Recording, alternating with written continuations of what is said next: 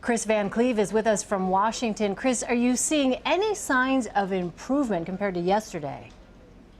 Well, certainly not on this block. And, there are a number of these throughout the region where they're essentially frozen in time. A plow hasn't been through here.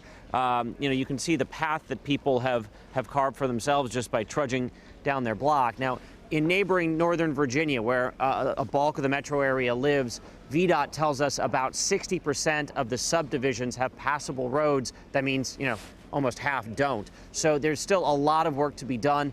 Officials across the region are asking for patience, are asking for another 24 hours, but people are getting frustrated. I mean, if this is your street and that's your car that's covered under snow and surrounded by feet of snow, and we're talking 72 hours after the snow stopped, you got to wonder why you haven't even seen a plow. But let's put this into perspective, Kris. As you've been reporting, this is not an area that expects to get this much snow. I think the last time, didn't you say it was back in the 1920s?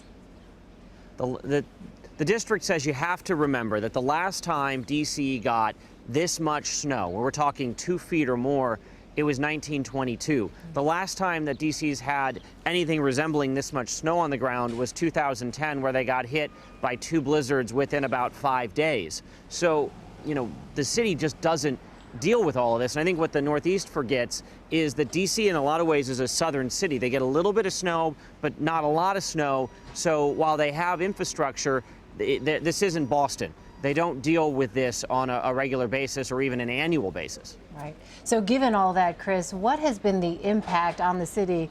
What are things looking like in terms of, federal government, in terms of schools?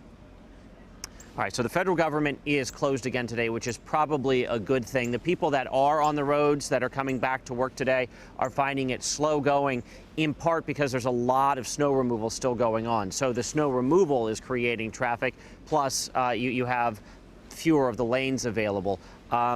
Schools, some will reopen tomorrow is the plan.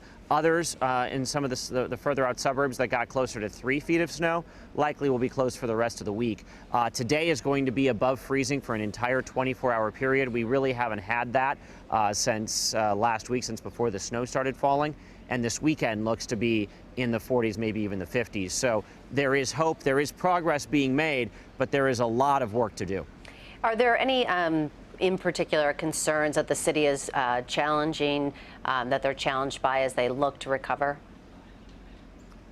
I think the volume of snow is the biggest issue. It's just a matter of the resources. And I think the other thing to keep in mind, the people that have been working 12-hour shifts now since Friday, it's taking its toll on manpower. So they're looking and actively recruiting people that can drive the big dump trucks and the front loaders and the Bobcats to give people a break that have been working these marathon shifts as the city tries to dig out. So manpower and, of course, just trying to get all of this snow off the pavement. You can't plow this anymore. You've got to come in and scoop it up, put it in a dump truck, drive the dump truck to the old football stadium where they're dumping it all in a parking lot, and that just is time intensive.